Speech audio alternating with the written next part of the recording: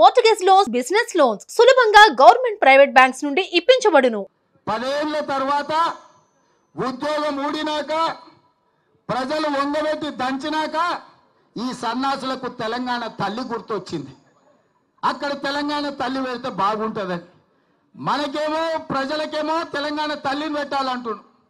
ఆయననేమో మా అయ్య పోతే మా అయ్య విగ్రహం పెట్టుకుందాం అనుకున్నాం, రాజీవ్ గాంధీ విగ్రహం ఎట్లా పెట్టారు అంటాడు. అందుకే తెలంగాణ తల్లి అంటే సోనియమ్మ కనిపించే తెలంగాణ తల్లి. ఆమె జన్మదినం డిసెంబర్ 9 నాడు, తెలంగాణ రాష్ట్ర ప్రకటన డిసెంబర్ 9, 2009 నాడు కేంద్ర ప్రభుత్వం మన్మోహన్ సింగ్ గారి నాయకత్వంలో చిదంబరం గారు ప్రకటన చేసింది.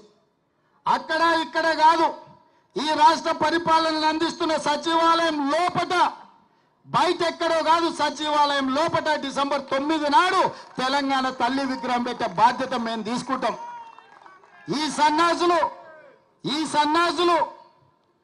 10 ఏళ్ళ అధికారంలో ఉన్న తెలంగాణ తల్లి విగ్రహం పెట్టలే.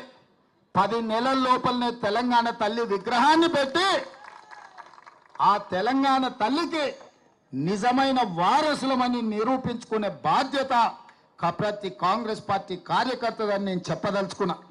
అందుకే మిత్రులారా, ఇవాళ మనం రైతు రుణమాఫీ చేస్తే రైతులను రెచ్చగొట్టాలని వాళ్ళ కార్యకర్తలు రైతుల ముసుగులో ధర్నాలు చేస్తారు.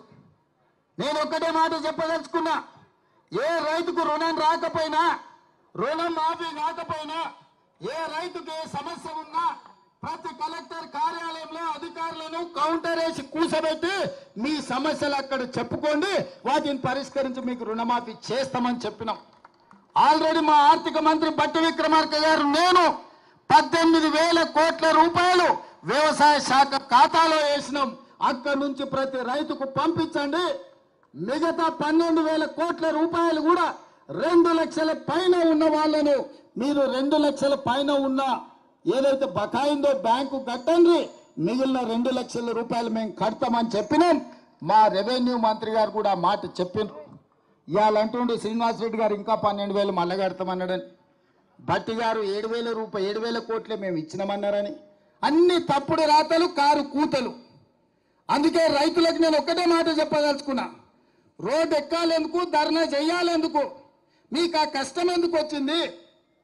6 నెలల లోపల 31,000 కోట్ల రూపాయలతోటి 2 లక్షల వరకు రైతులకు రుణమాఫీ చేస్తామని 15 ఆగస్టు లోపల చేస్తామని మాట ఇచ్చిన మేము 18,000 కోట్ల రూపాయలు చెల్లించినాం. బ్యాంకులలో నగదు అందుబాటులో పెట్టినాం. మిగతావి కూడా మాఫీ చేస్తామన్నాం. ఈ సన్నాసులను నమ్ముకొని రోడ్ల మీద తిరిగితే ఆయాసమే వస్తుంది. మీకు ఏదైనా సమస్య ఉంటే కలెక్టర్లను కలవండి, వ్యవసాయ శాఖ అధికారులను కలవండి. ఈ ప్రభుత్వం ఉన్నదే మీకోసం. ఈ ప్రభుత్వం మీ సమస్యలను పరిష్కరించడానికి ఉన్నది. ఈ ప్రభుత్వం ప్రజాపాలనది, ప్రజలకు అందుబాటులో ఉన్నాం. పొద్దున్న లేస్తే వేలాది మందిని మేమందరం కలుస్తున్నాం. నేను అడుగుతున్న ఇవాళ తెలంగాణ సమాజాన్ని, ఎన్నడైనా 6 నెలలకు ఒక్కసారైనా కేసీఆర్ ముఖం చూసినారా?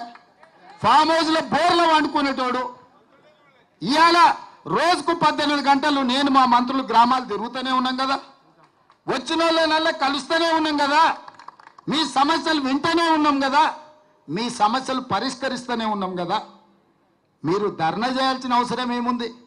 నిరసన తెలపాల్సిన అవసరం ఏముంది? ప్రభుత్వం విననప్పుడు, ప్రభుత్వం మీ మాట ఏం జరుగుతుందో కనుక్కోనప్పుడు మీరు నిరసన తెలపొచ్చు, ధర్నా చేయొచ్చు, రాస్తా రోకో చేయొచ్చు.